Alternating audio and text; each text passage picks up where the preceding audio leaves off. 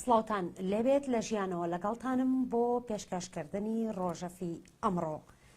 تا دێت گرژیەکانی ئەمریکا و ئێران زیاتر و زۆرتر دەبن. ئەمریکا موشەکە پێشکەوتوەکان و فڕۆکەکانی لە ڕۆژهەڵاتی ناوەڕاست و کەندا و کۆ دەکات و ئامادەیی خۆی دەردەبڕێ بۆ هەڕەشەکانی ئێران. دۆناڵد ترەمپی سەرۆکی ئەمریکاش جیاواز لە ڕابردوو گوتی زانیاریەکان زۆر هەڕەشە ئامێزن و دەبێت ئاسایشێکی زۆر بەهێزمان هەبێت بۆ ئەم وڵاتە و شوێنەکانی دیکە. ڕۆژەفی ئەمڕۆ تایبەتە بەم تەوەرە و میوانیشمان لەسەر هێڵی تەلەفۆن بەڕێز ئەردەڵان فەرەجی ئەندامی سەرکردایەتی کۆمەڵەی شۆڕش گێرمان لەگەڵا. کاک ئەردەڵان سڵاوتان لەبێت. کاک ئەردەڵان کاک ئەردەڵان گوێتان لە دەنگی من هەیە؟ بەڵێ گوێم لە دەنگیەوە هەیە، بەڵام دەنگکزە بەڵام لە خزمەتە. کاک ئەردەڵان من گوێبیستی دەنگی ئێوە نیم، ئەگەر ئێوە گوێتان لە دەنگی من هەیە؟ ئەلۆ بەڵێ من گوێم لە دەنگی جەنابتە. بەڵێ کاک ئەردەڵان سڵاوی تۆڕی میدیای ژیان لە ئێوە بێت. بژێ زۆر سپاس، منی سڵاو ڕێزم هەیە بۆ ئێوە بۆ هەموو بیسەران و بینەرانتان. بەڵێ کاک ئەردەڵان دوو جۆر لێکدانەوە لە ئێستاە بۆ هەڕەشەکانی ئەمریکا و بۆ ئەو ئاڵۆزیەی نێوان ئەمریکا و ئێران هەیە. بەشێک پێیان وایە ئەم هەڕەشانە تەنها دروستکردنی فشارە بۆ سەر ئێران بەوەی کە ئەمریکا دەیەوێت ئێران گوێڕایاڵی خۆی بکات. هەندێکیش پێیان وایە ئەم هەڕەشانە هەڕەشەکردن بۆ جەنگ بەمانای جەنگ دێت. بەڕێزت لایەنگری کام ڕای یاخود ڕای بەڕێزت لەم بارەیەوە چییە؟ بەڵێ بێگومان بۆ لێکدانەوەی ئەم ڕەفتارانەی لە نێوان ئێران و ئەمریکا لەم ڕۆژانەدا هاتوۆتە ئاراوە پێویستەکە بە بڕوای من پازەڵێکی گەورەتر ببینین ئەو وێنە گەورەکە ببینین. ساڵی 2008 لە گۆڤارێکی ئەڵمانی بە ناوی شپیگل وتارێک بۆ لێکدانەوە و هەڵسەنگاندنی وتەکانی هێنری کیسینجەر وەزیری دەرەوەی پێشووی ئەمریکا و یەکێک لە ستراتێژیستە گەورەکانی ئەمریکا هاتە نووسرا کە لەو وتارەدا نووسرا بوو کە ئەمریکا بەنیازە تا ماوەی ساڵی 2030 ڕۆژهەڵاتی ناوەڕاست بەجێ بێڵێ و بڕوا بەرەو چین و بەرەو ئاسیای شەرقی. ئەمە هەتا دێ پلانەکە بەرەو جێبەجێبوونێکی زۆرتر دەچێت. بۆیە دیارە هۆکارە ئەسلەکەی وە سەرشەکەی ئەوەیە کە ئەمریکا چین بە ڕکابەرێکی سەرشی خۆی دەزانێت تەنانەت بۆ ئەوەی کە ڕۆژێک لە ڕۆژان یەکێتی سۆڤیەت کە ببوو بە ڕکابەری ئەمریکا بۆ دروستکردنی ڕکابەرێک وەڕەکەی بێک و منافستێک لە بەرابەری یەکێتی سۆڤیەتی و سەردەمدا چوو سەرمایه‌گوزاری لەسەر چین کرد و ئەو مۆدلێکی سۆسیالیستی و کۆمونیستی لە دنیادا لە بەرابەری ڕوسیەدا بەرز کردەوە. ئێستا یاریەکە گۆڕاوە و ئێستا بۆ ئەوەی کە چین وەک ئەو غولەکەی دێوەکەی عەلایەدین کە لە چراکە هاتە دەرێ ئێستا بۆ ئەوەی کە جارێکی چین بەرێتەوە نێو چراکەی خۆی پەنای بردوێتەوە بە ڕوسیە و ئەمە لێکدانەوەیەکی یعنی پێویست دەکا و پازەڵە گەورە ببین. ئەو ڕەفتارانەی کە ئێستا لە نێوان ئێران و ئەمریکادا هاتوۆتە گۆڕێ دیارە ترامپ بۆ خۆی بۆ خۆشی بە سەراحەت دوێ نێوپێرە لە لێدوانەکەی ناوتێتی کە ئێمە شەڕمان لەگەڵ ئێران نییە و بە سەراحەت دەڵێ ئێمە چاوەڕێی تەلەفۆنی ئێرانیەکانم بۆ توێش. دیارە ئەوە ئاماژە بوو بۆ ئەوەی کە ماوەیەک لەمەوە پێش و هەر ئێستاش ئێرانیەکان لە هەوڵی پەیوەندیگرتن لەگەڵ جان کێری وەزیری دەرەوەی پێشووتری ئەمریکان بۆی کە نیازێک هەیە ئێران ئەم چەند مانگەی کە بۆ تا ساڵی 2020 بۆ هەڵبژاردنەکانی سەرۆکۆماری لە ئەمریکا ماوە ڕای بگرن و دواتر سەرۆکۆمارێکی دموکرات بێتە سەرکار و جارێکی دیکە بچنەوە سەر و دۆخەی کە بەڕێکەوتن نامەی ناوچی کە بە بەرجام دەناسرێ بچنەوە سەر و دۆخە. بەڕێزی لایەنگری ئەو ڕایی کە ئەمە تەنها بۆ گوێڕایاڵیکردنی ئێرانە بەرامبەر بە ئەمریکا نەک بەوەی کە نیازی هێرشکردن هەبێ. من بڕوام وایە کە زەخت هێنانە لە هەمان کاتیشدا چاوەڕوانی و چاوێکیشی لە خۆرۆشانە جەماوەریەکان لە ئێران هەیە بەتایبەتی ئەو جەنگە نەرما ئەو شەڕە نەرمەی کە وەڕێی خستۆ بۆی کە بەهای دراوی ئێرانی لە ماوەی یەک ساڵی ڕابردوودا تقریبا نزیکەی لە 1970 بۆ دەرسەد دابەزیوە ئەمە زەختێکی زۆر لەباری ئابووری و دەخاتە سەر ئێران و بە تەڕێشی خەڵکی وڵاتەکەی چاوەڕوانێکی شەیە کە خەڵک بخرۆشێن یعنی گوشارەکە لە نێوخۆ و لە دەرەوە من پێم خۆشە لە کۆتاییدا لە وەڵامی و پرسیارە ئەوە بە جەنابەت بڵێم کە سەرنجامی هەم گوشار و هەم شەڕ کە یەکیان بە مانای وتوێژ لەگەڵ ئەمریکا بێ و یەکیشان شەڕکردن لەگەڵ ئەمریکا بێ سەرنجام تەسلیم بوونەوەی ئێرانە چه جا لە ڕێگەی ئەم زەخت و گوشارانەوە بێ یاخودەوەی کە شەڕێک جەنجێک ڕووبدا من پێم وابێ سەرنجامەکەی هەرچی کە هەیە لەو لە کۆتایی ئەو بەریە کەوتنانەوە لە کۆتایی ئەو مزاکرە و توێژێک کە دێتە گۆڕێ ئێران ناچار دەبێت تەسلیم بێت. بەڵێ من لە وتوێژەکە پرسیاری تر بێگومان ئاڕاستەی بەڕێستەکەم دەربارەی ئەوەی کە ئێران چی بژاردەیەکی لە بەردەما هەیە ئەوە هەڵەگرم بۆ دواتر بەڵام پێم خۆشە ڕای بەڕێزێ بزانم ئێران نیازی هێرشکردنی هەیە بۆ سەر سوپای ئەمریکا و هاوپەیمانەکانی یان ئەمە تەنها تۆمەتێکە و بۆی دروست دەکرێت. ئەم دۆخەی کە ئێستا ئێرانی تێدایە دۆخێکە کە بە شوێنەی سەرێکە ڕۆحی دەردەچێت بۆیە ئەویژە و پامە و مەسەجەی گرتووە کە بەردەوامبوونی ئەم دۆخە سەرنجام توانەوە و لە ناوچوونی ئەوی تێدایە بۆی ئەویش دەست دەکات بە کاردانەوە لە خۆنواندن بۆی کە شتێککە من پێم وابێ ئێران بە نیازی ئەوەی هەیە ئەوەی وا پێی دەڵێن ینی خاڵی تایبەت بەشەڕ یعنی تۆ بڵێ ناوچەیەک شوێنێک بەڵام کۆنتترۆلی بکە و شەڕەکە تەشەنە نەستێنێ و نەبێتە شەڕێکی جبهەی گەورە ئێران حەز بەوە دەکات بۆی کە حەز دەکات ئەوە پێی وایە لەم ڕێگایەوە دەتوانێت هەستی ناسیۆنالیستی ئێرانیەکان بەرە ولای خۆی ڕابکێشێ و جارێکی دیکە شەڕێکی لەو بابەتە دەتوانێت نمونەی شەڕی ئێران و عێراق کە ماوەی 8 ساڵی خایان خەڵک بێنێتە جیبهە و وەک بەرگریکردن لە خۆی بەکاریان بێنێ بۆیە هەستەکە ینی حەزی بەوە هەیە کە ئەگەر بتوانێت لە ناوچە گەلێک و خاڵی تایبەت بتوانێت شەڕێک بەریەکەوتنێک لەگەڵ ئەمریکا و لەگەڵ نارانی ناوچەیەکەی خۆی ڕێک بخات بە مەرجێکە بتوانێت کۆنتترۆلی بکات حەزی لەوە هەیە بەڵام توانای هەیە من پێم وایە ئێران نەتوانای ئەوەی هەیە و نا بۆ وڵاتانی تریش ئەوەی لێ قبوڵ دەکەن چەند نمونەیەکی پێشووترەکان هەبوو لە شەڕ ئێران و عێراقدا کە لەگەڵ ئەمریکا و یا مەسەلەن لە نەوتکەشەکانی دەدا یا پێیان دەوتن تەنبێهی تەنبێیانە مەسەلەن کەشتی و نەوکەشێکیان لێدەین دەکرد یا تۆ بڵێ لە ئەمریکایەکانی دەدا بەڵام ئەم جار پێم وانە ئەوم پێم وابێت لە دوی بیانون بۆ ئەوەی کە شەڕەکە لەگەڵ ئێران یەکسەرە بکەنەوە و ئەگەرچی هەتا ئێستاش سیاسەتی ڕاگەیەنراوی ئەمریکا بریتە لە گۆڕینی ڕەفتاری کۆماری ئیسلامی بەڵام بگاتە دۆخێک بێمەیلیش نییە بۆی کە ڕژیم چێنجەکەی خۆی ینی بە کۆی سیستم و نظامی سیاسی ئێران بگۆڕێت. بەڵێ کاک ئەردەڵان ئەو لێدوانەی پنتاگۆن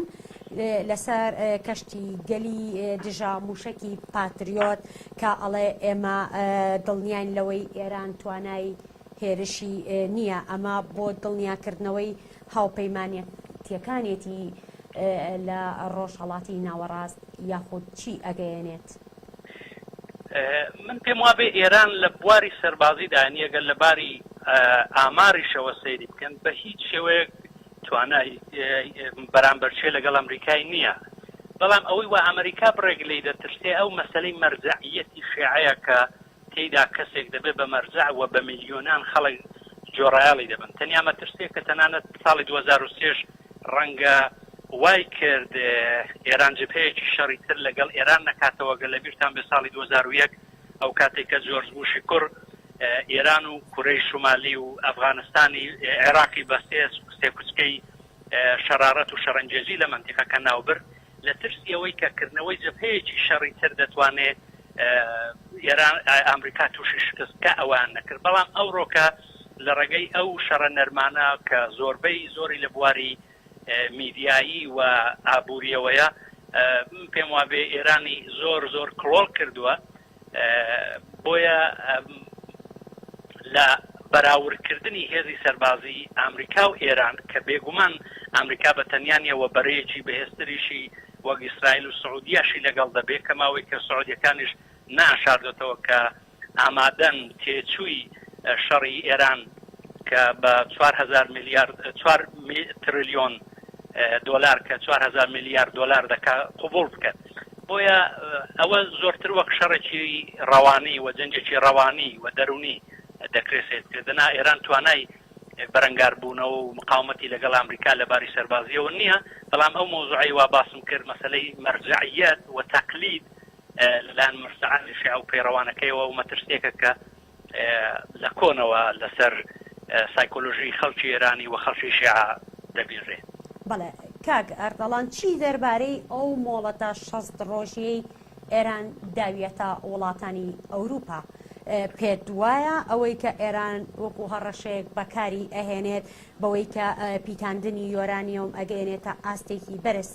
ئێران بەڕاستی ئەو هەڕەشەیە بەجددی بە پراکتیکی کاری لەسەر دەکات؟ لەو ئەم بابەتە فرەڕەهەندە، بەڵام من تێدەکۆشم چەند خاڵشی زۆر بە کورتی و بە پەلا ئارستان بکەم. یەکەمەوەی کە مەسەلەی مۆڵەتە 60 ڕۆژێ سەرنجام نەتیجەکەی ئەوەیە کە ئێران لەو ڕێکەوتنامەیە بدێتە دەرێ و بە بڕوای من هاتنە دەرەوەی ئێران لەو ڕێکەوتنامەیە سەر ڕای هەموو هەوڵەیەکێتی ئەوروپا و چین و رووسیا مەرجی کۆماری ئیسلامیە کەماوەی کە ئەمریکا هەر ساڵێک لەمەوە بەر ساڵێک و 1-2 ڕۆژ لەمەوە بەر لەو ڕێکەوتنە هاتە دەرێ و قبوڵی نیە، بۆیە پایبەندیەک بەوە نابینێ. ئەو مۆڵەتەی کە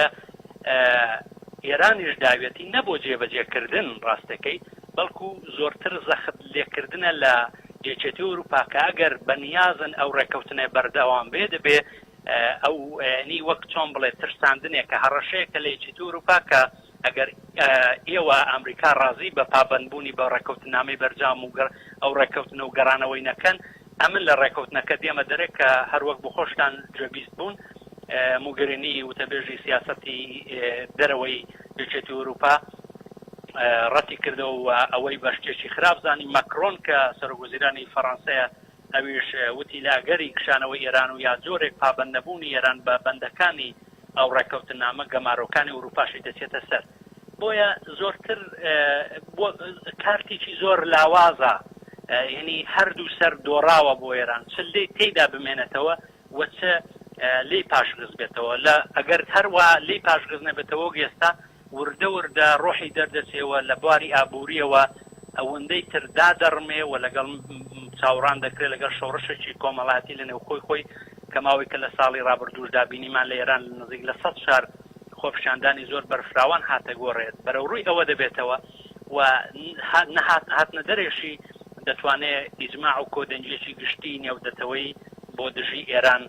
ساز بکات. بەڵێ ئێران تاکەی بەرگەی ئەم ئابلوقە ئابووریە ئەگرێت کە ڕۆژ بەڕۆژ سزاکانی ئەمریکا زیاتر و زۆرتر ئەبن، ئەوە تا هەڕەشەی ئابلوقەی زیاتر ئەدات بۆ سەر فستق و بۆ سەر فەرشی ئێرانی کە دوو کاڵای بەسوود و ئابووری ئێرانی لەسرە و ئەگەر بێت و وەک بەڕێزی شێوت ئەو هەڕەشەی ئێران جددی بێت و لە ڕێکەوتن نامەکە کە وەک ئەڵێ لە بەشێکی ڕێکەوتن نامەکە ئێمە دەرەوە پاشگەز ئەبن و ئابلوقەی ئەوروپاشی بێتە سەر، ئێران تاکەی بەرگەی ئەم ئابلوقە ئابووریانە دەگرێت. پرسیارێکی زۆر بەجێیە لێرەدا ڕەنگە ئامار زۆر یارمەتیمان بکا بۆی کە ئێمە بەرچاوڕوونیەکمان لەوە هەبێ. بەڕێزش دەزانی کە ئێران وڵاتێکە نزیکی 80 میلیۆن کەس نفوزی هەیە. ڕۆژێ یەک کەس لە ئێران نەگنانی بانی نەگنانی وەڕۆ نەگنانی شەو یعنی نە لە ژەمەکاندا لە ماوەی یەک ڕۆژدا با $1 شتخوا ڕۆژانە دەکاتە 80 میلیۆن دۆلار. داهاتە نەوتەکەی ئەو جۆرەی کە لە بودجەی ئەم ساڵی ئێراندا کە ڕوحانی داوێتی بە مەجلیس بودجەکەی لەسەر ڕۆژانە فرۆشی 1,500,000 بەرمیل نەوت بە سعری $54 بەستووە. لەگەڵ ئەوەدا ئەم سێڵاو و بارانبارینانەی ئەم دواییانە بەپێی ئامارەکان 53,000 میلیارد تمەن کە تقریبا نیوەی بودجەی ئەم ساڵی ئێرانە کە پێشبینی نەکراوە زەرەر و زیانی لە ئێران و لە خەڵکی ئێران داوە. ڕۆحانی داوای قەرەبووکردنەوەی ئەم پارەی لە سندوقی پاشکەوتی ئێرانی کرد، بەڵام خامنەی جوابی ڕەتی پێداوە و وتی نابێ و لە شوێنی کە دابینی بکە. ئەمە بۆ خۆی مەوزوعە، یعنی دەتوانێت بڕێگە و پازەڵەمان بۆ دەربخە کە ئێران لەگەڵ دۆخێکی ئابووری زۆر خراپ و لەگەڵ کەسی بودجێکی کورتێنانێکی گەورە بەڕەوڕوو بێتەوە. بەڵام لەگەڵ ئەوەشدا ئەم مەسلەی ژێر بە ژێر فرۆشتنی نەوتی ئێران و بەدەستی دووسێ و ئەوانەش بۆ خۆی بابەتێکە ئەگەرچێەوە تاسیرەکاتە سەر نرخی بەرمی لە نەوتەکە کە دەیفرۆشێ و ئێران و ئەمریکا و بە تایبەتی من پێم خۆشە لێرەدا ئەو خاڵا ئاماژە بکەم کە بەر لە ئەوەی کە برایان هۆک ببێ بە بەرپرسی ژووری ئێران لە وەزارەتی دەرەوە دۆسی ئێران و گەمارۆکانی سەر ئێران سەر بە وەزارەتی خەزانەداری ئەمریکا بوو، بەڵام ترامپ بەڕێزەوە دۆسیەکەی لە وەزارەتی خەزانەداری ئەمریکا وەرگرت و دای بە وەزارەتی دەرەوە. لە وەزارەتی دەرەوەشدا ژوورێکی تایبەتی بۆ دروست کرد کە برایان هۆکی خستە سەر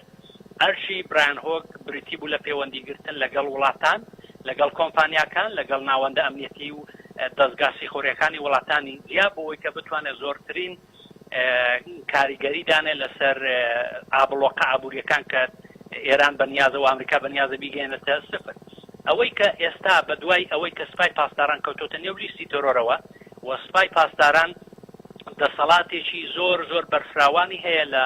ئابووری ئێراندا، چاوەڕوان دەکرێت ڕێژەی هەناردەکردنی نەوتی ئێران بۆ ژێر 1 ملیۆن تا 800,000 بەرمیل و هەندێک لە چاودێران ڕەنگە بۆ کەمتریشی ببینن. بە بەراوردێکی ئەم ئامارە و ئەم عەدەدانە دەردەکەوێت کە کۆمەڵگایەکی گەورەی وەگێران کە 8 ملیۆن کەس نفوزی هەیە ناکرێ و تووشی ئەم خەسارە گەورانە بووە. سێڵاوی تەجروبە کردووە، زەلزەلە هاتووە، نەخۆشی زۆر گەورە و گران بڕێوەیە، تیفۆئید، هێپاتیتی ئەی، سکچون و ئەوانە ڕەنگە مامۆستان و پسپۆرانی بواری پزیشکی زۆرتر لەو بارە بتوانن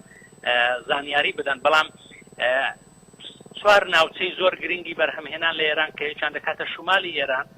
جنوبی ئێران، جنوبی ڕۆژاوا و ڕۆژاوای یا دەکاتە غەربی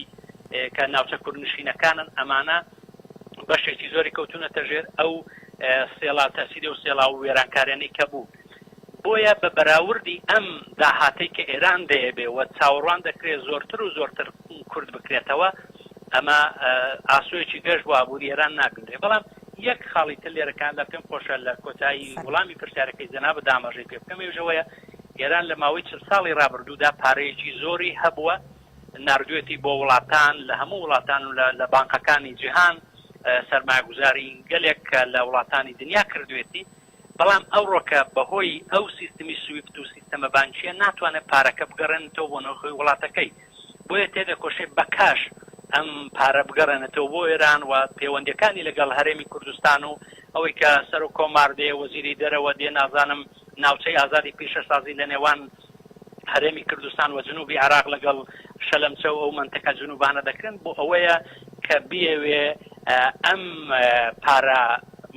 بلۆکە کراوانە یا و پارانەی کە ناتوانێت بە شێوەی سیستمی بانکی بینێرێ بۆ بانکی مرکزی ئێران بیگەڕێنێتەوە بۆ ئێران بە کاش و بە جانتا بووە بە سیارە بیگەڕێنێتەوە. ئەمەش ڕەنگە یەکێک لەو دەرفەتانە بێت کە ئێران بە دوایەوەتی، بەڵام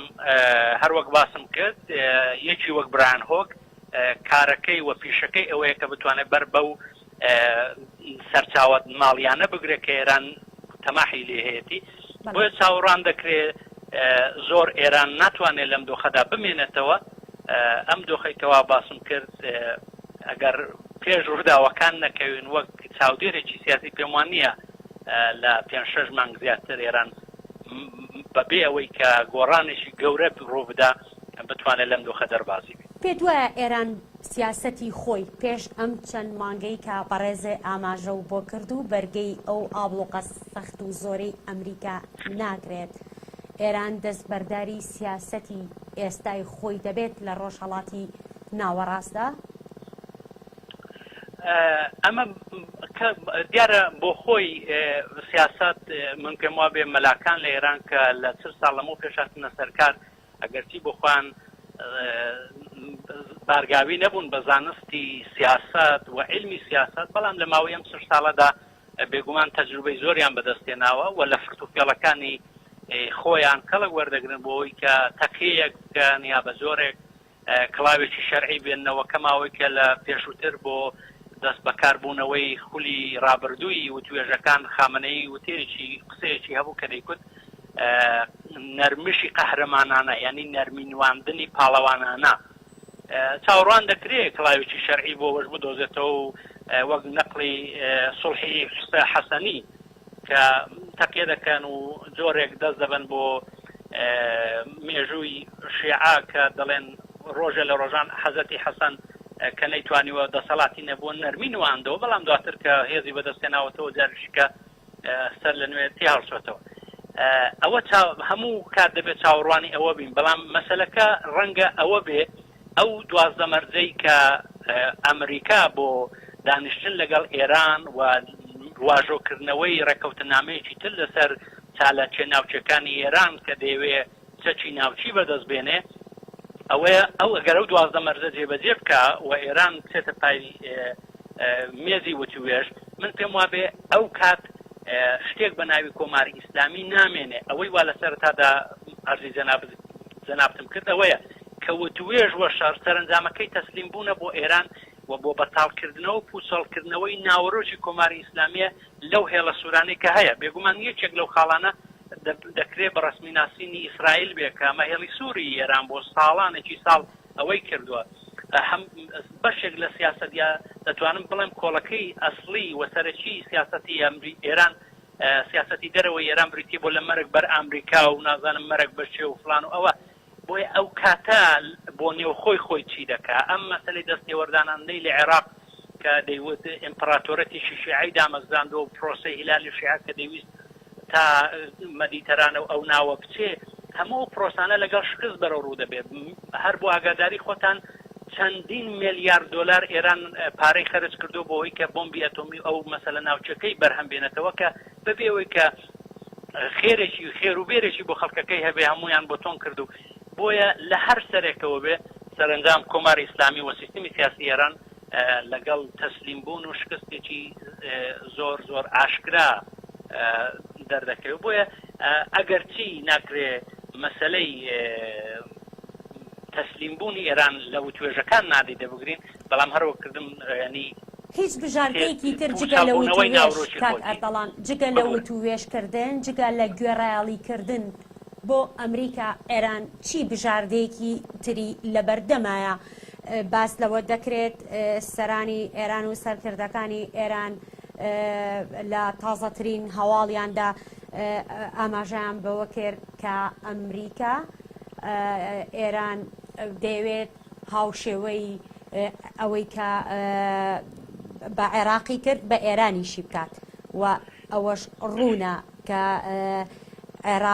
ئەمریکا لە جەنگی عێراقا سەرکەوتوو نەبوو. ئەمە سیاسەتێکە ئێران بەم زمانە بڵێکە ئێران ئەمریکاش ئەگەر بێت و جەنگ بەرامبەر بە ئێران بکات سەرکەوتوو نابێ وەکۆی لە عێراق شکستی هێنا لە ئەمریکاش ئەگەر ئەمریکا لە ئێرانیش ئەگەر جەنگکە سەرکەوتوو نابێت یان مەبەستی ئێران لەمە چییە؟ بژاردەکانی بەردەم ئێران چین جگە لە وتوێژکردن و ئێران ڕوونە کە لە ڕووی چەک و لە ڕووی سەربازیەوە هاوشانی ئەمریکانیە و ناهاوسەنگیەکی زۆر هەیە و ناتوانێت لە ڕووی هێزەوە شەڕی ئەمریکا بکات. کەواتە چی بژاردەیەک لە بەردەمی ئێرانایە و ئەمە کۆتا پرسیاری منە بۆ بەڕێستان. بژاردەکانی بەردەم ئێران لە چەند قۆناغێکتا دەبێت لە بەرچاو بگرین. یەکەمەوەی کە ئێران وەک تۆ بڵێ پرۆپاگەندەیەک بازەوە دەکات کە ئەمریکا لە عێراق لە شەڕی عێراقدا سەرکەوتوو نەبووە، ڕەنگە ئەمە من پێم وابێ هەتا ئێستا ڕەنگە زوو بێ لەوەی کە لەو بارەوە قەرار بدەین ئەگەر مەبنامانەوە بێ ئێستان بێ. ئەگەر مەسەلەی کشانەوەی هێزەکانی ئەمریکا لە ساڵ 2014دا بێ، بەڵام من پێم وابێ ئەمریکا شکستی خوارد، بەڵام ئیدیۆمێک هەیە و دەستەواژەیەکە کە پێی دەڵێن سەری مارەکە دەبێت بپرسی کە هۆکاری سەرەکی شکست پێهێنانی ئەمریکا لە شەڕی عێراق چی بوو هەمووان ڕەنگە لەسەرەوە کۆک بین کە ئێران بوو بەڵام ئێستا ئەگەر ئێران سەری مارەکە بۆ خۆی پان بێتەوە و مارەکە بۆ خۆی جێژ بێ ئەی چێ دەتوانێت ئەو شەڕە لە نەفی ئەو کۆتایی پێبێنێ ئەمە یەک دوو بژاردەکانی بەردەم ئێران لە ئەگەری هاتنە دەرەوەی لە بەرجام کە ئەو کات دەچێتە ئەنجومەنی یاسایشی ڕێکخراوی گوتۆ کاتێکی بەهێزی نییە کە ماوەی کە هەر ئێستا جێشێتی ئەوروپا بە 5 وڵات بە وڵاتانی بریتانیا و فەڕەنسا و ئەڵمانیاوە پشتیوانیان لێ نەکردو سەرڕاوی کە ئەڵمانیا ڕێژەی دانوستانێکی ئابووری زۆر گەورەی لەگەڵ ئێران هەیە و فەڕەنسا لە ماوەی ڕابردوودا بە دوای بەرجام کۆمەڵێک سەرمایه‌گوزاری لە کەرتی نەوت و لە ناوەندەکانی بەرهەمهێنان لەگەڵ ئێران کرد بەڵام هەموو ئەوانەی کشاندەوە بریتانیا بەهۆی ئەو کێشەی لە نێو برگزیت هەیەی و ململانەیە کە لەگەڵ یەکێتی ئەوروپا بۆ خۆی و لەلایەکەوە لەگەڵ ئەمریکا و سومعەی بریتانیا و ئەمریکا بۆ خۆی مۆزوعەکە ئەوەش ناتوانن هاوڕاییەکی ئەوتۆ یاسۆزێکی ئەوتۆی ئێران ئەنی ئەوروپا بەرە و لای خۆی ڕاکێشێ مەبەستم ئێرانە بۆیە کارتەکانی ئێران بەهێز نین بەڵام لە بەرامبەرشدا کارتەکانی ئەمریکا خەریکن کۆتایی پێدێن یعنی ئەمریکا ئێرانی بردۆتە بەردەم دوو بژاردە یا شەڕ یا وتوێژ کە مەسەلەی شەڕ و پێکدادانە سەربازەکە ئەگەرچی من پسپۆڕی بواری شەڕ نیم بەڵام چاوەڕوان دەکرێت کە ئێران تێدا شکست خوا بەهۆی ئەوەی کە لە ناوخۆوە تووشی کێشەی گەورەیە و لە نێو باڵەکانی دەسەڵاتدا دووبەرەکاتی و چەمبەرەکاتی زۆرتر هەیە لەلایەک لە ناوخۆی بازنەی دەسەڵات لەلایەکی دیکەشەوە خەڵک و نەتەوە بەندەستەکانی ئێران و خەڵکی ئازادیخوازی ئێران دەمێ ساڵە چالاکن و وردە وردە بەرە و ئۆپۆزیسیۆنێکی بەهێز خەریکە دروست دەبێت کە دەتوانێت ببێ بە ئالتەرناتیو و جێگرەوەی داهاتووی ئێران بۆیە ئەمە مۆزوعێکی جیایە مەسەلەی بەر پێکدادانە سەربازەکەی نێوان ئێران و ئەمریکا لە مەسەلەی وتوێژ و دانوستانەکان ئەو پێشمەرجانێکەوە ئەمریکا بۆ ئێرانی داناوە بە مەرجێک کە ئێران پێی رازی بێ و بێتە سەر مێزی گفتوگۆ ئەوەش بۆ خۆی ئێران کارتێکی ئەوتۆ ئەوەندە بەهێزی نییە هەروەک تەنیا شتێک شانسێک کە ئێران ڕەنگە بیبێ ئەو مەسەلەی مەرجعیەتی شیعە و تەقیەکردن و جۆرێک فەرمان و تەبعیەت و تەقلیدی پێڕەوانی ئاینزای شیعەیە کە ئەگەر فەرمانێک بدا کە بۆ خۆی بەهۆی ئەم 40 ساڵەی ئەزمموی حکومڕانی دەسەڵاتێکی ئیسلامی کە تێیدا دینی ڕەسمی مانای هەبێ مەسەلەی پابەندبوونی خەڵکی ئێران بە بنەما ئاینیەکانەوە زۆر کەم بووە و خەڵکەکەی خۆی لەگەڵ نەماوە ئەگەر چی من پێم وابێ لە سەتا منی ڕێژەیەکی زۆر کەمی خەڵکی ئێران بەهۆی زینەفعان و بەرژەوەندیان لەگەڵ کۆماری ئیسلامی بەڵام خەڵکێکی زۆر کەمن بۆیە هەتا دێک کارتەکانی ئێران پیاوەگە بەراورد و سەرنجێکی دەداتێ کارتەکانی ئێران زۆر لاوازن و ئێران جگە لە تەسلیم بوون بەو مانایە نیەتی ئەوەش بڵم لە کۆتاییدا ئەگەر کۆماری ئیسلامی ئاوا لە زەخەتدا بێت تەنانەت ڕۆژێ لە ڕۆژان بیر لەوە بکاتەوە بیر لە بوژانەوەی سەر لە نوێی خۆی لە ئەزمموی حکومڕانی و سیستمی حکومڕانی خۆی بکاتەوە بۆ نەسلەکانی داهاتوو بۆ 100 ساڵی داهاتوو ڕەنگە بەنیاز بێ شەڕێک بکە بەڵام سەرنجامەکەشی من پێم وابێ هەر شکستە و ڕۆشتنی کۆماری ئیسلامی ئەمە ڕەنگە سەرێحترین وڵامی من بێ بۆ جەنابەت کە کۆماری ئیسلامی بەپێی هەموو لێکدانەوەنە زۆری نەماوە. بەڵێ سپاس بۆ بەڕێستان ئەردەڵام فەرەجی ئەندامی سەرکردایەتی کۆمەڵەی شۆڕشکێر کە لەسەر هێڵی تەلەفۆن بەشدار بوون لە ڕۆژەفی ئەمڕۆی ئێمەدا. سپاس زۆر سپاس بۆیەوە و سپاس بۆ ئێوەش کە لەگەڵمان بوون تا ڕۆژێکی تر و ئێمە خزمەتان کامەران.